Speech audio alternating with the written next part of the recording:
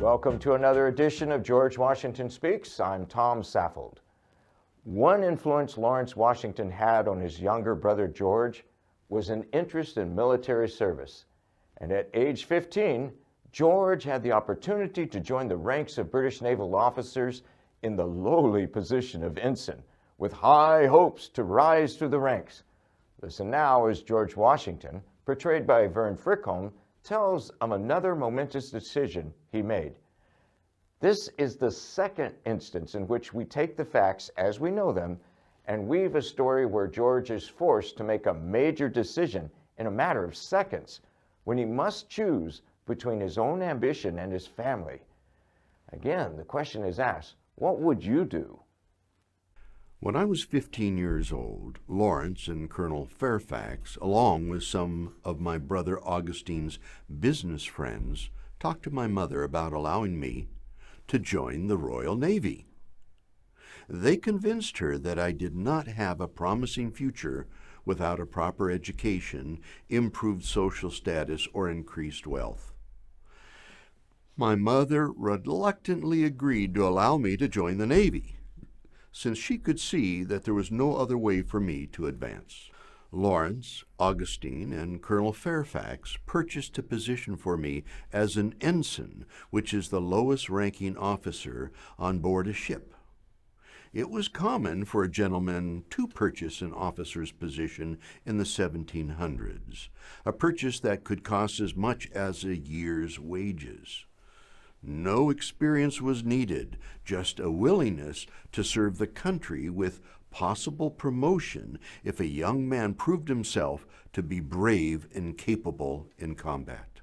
I was delighted that they believed in my abilities because it was becoming more and more evident that even my best efforts would not be enough for me to advance in Virginia society with only the Ferry Farm for support. As an ensign, if I were to show bravery in a hard naval battle, I might attract the notice of high-ranking officers, and they might suggest to other officers that I might be worthy enough to promote. And if I were promoted, I could move up a rank based on my actions. If I were to show courage and outstanding leadership, I might even draw the attention of the newspapers, the public, or even the king himself. In that case, I could be awarded with not only a higher rank, but money and land. Because I wanted to be a military officer and didn't waste my time by playing games or looking to entertain myself all day, I felt that I could someday be the commanding officer of my own ship. I was seriously looking forward to the chance to prove myself as a naval ensign. On the day the ship was to leave, my mother had prepared a sea chest for me with all the required clothing, shoes, hats, gloves, belts, and the like, at some cost to her. My family and others were there to wish me a fond farewell. I walked down the dock to board the ship and embrace my future of potential honor and glory. As I neared the ship, my mother called out to me with what I thought would be a final farewell. However, when I toured her, I could see she was waving a piece of paper at me, but I could not make out the words she said because a gust of wind had come along and taken her words away.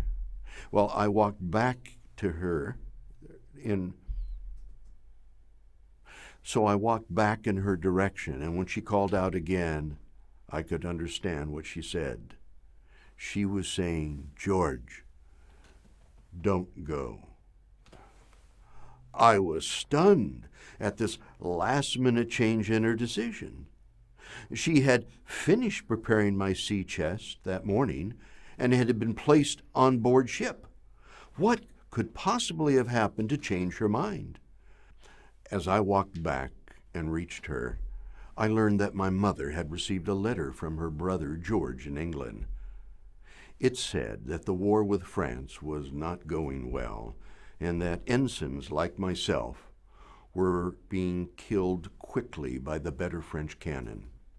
Her brother said that it would be suicide for me to be on board a British ship in light of the current French naval superiority.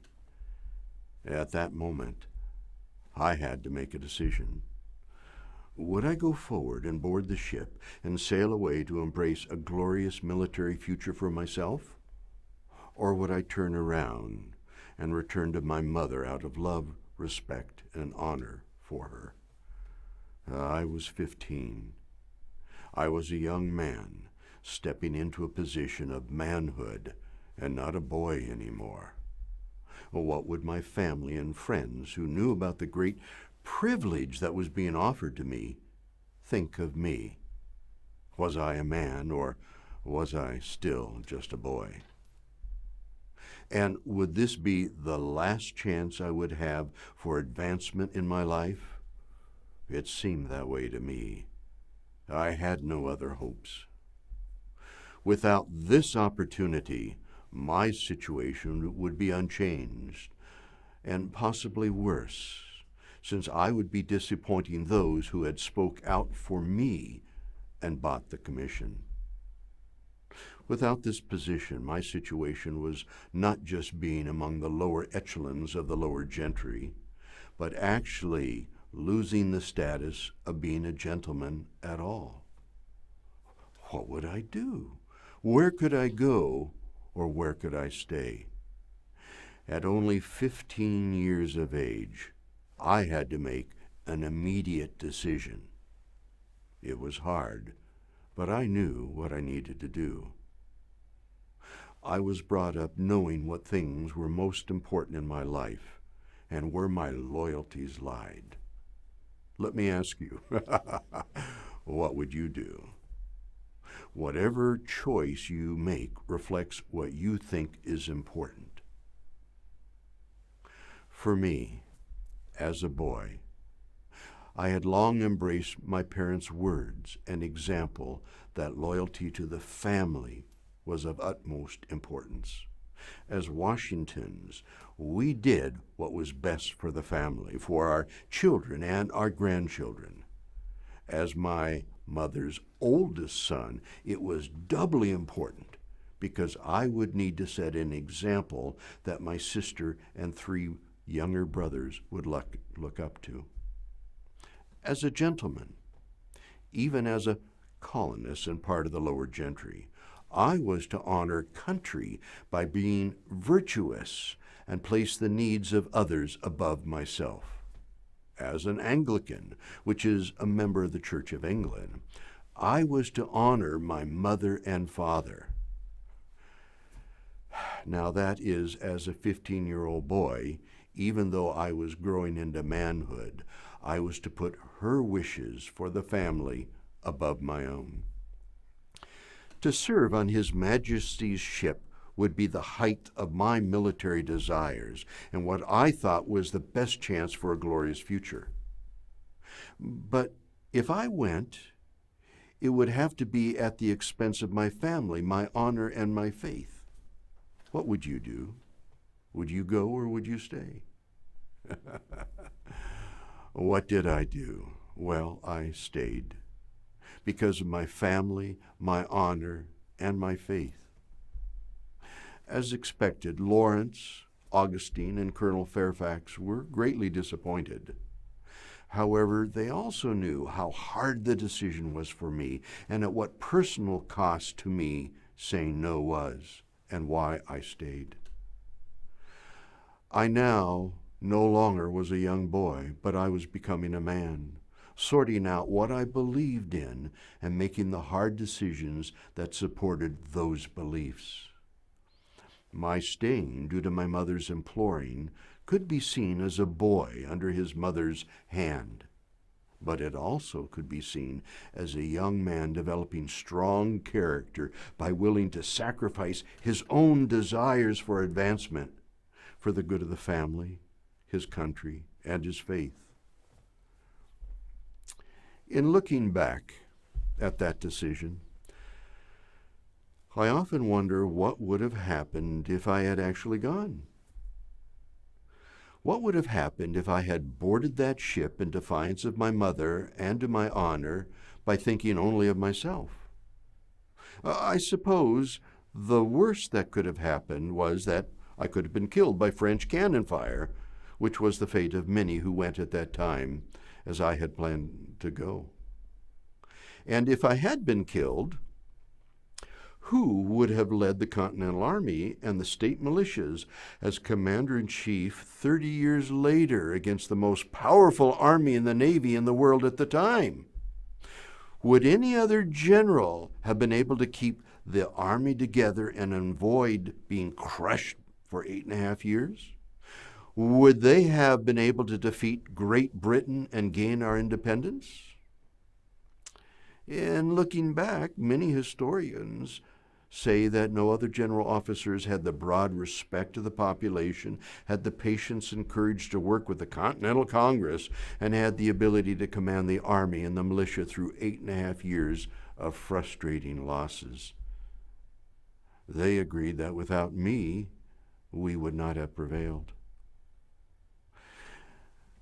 However, the very best case of me going would have been that I would have served heroically, would have been promoted, would have become an admiral, and would have helped England to defeat France. In that case, consider this.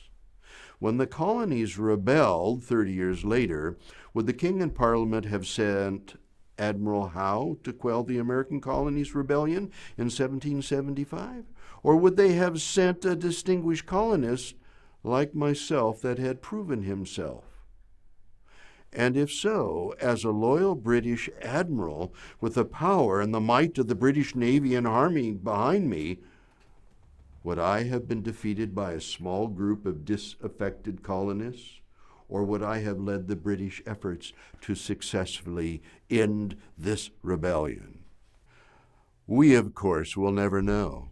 But as I said so often during the Revolutionary War, we had the confidence that the hand of Providence was on us in that situation, and so often afterwards in my life and the life of the nation.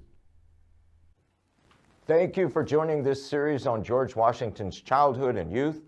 The challenging decisions he faced at 14 and 15 years old helped him to develop the character he needed as a leader throughout his adult life. Your decisions are important too, just as his were.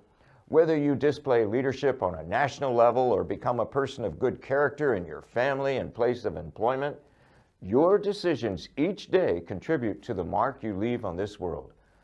Watch for more videos about George Washington and connect with us at georgewashingtonspeaks.com to invite George Washington into your classroom.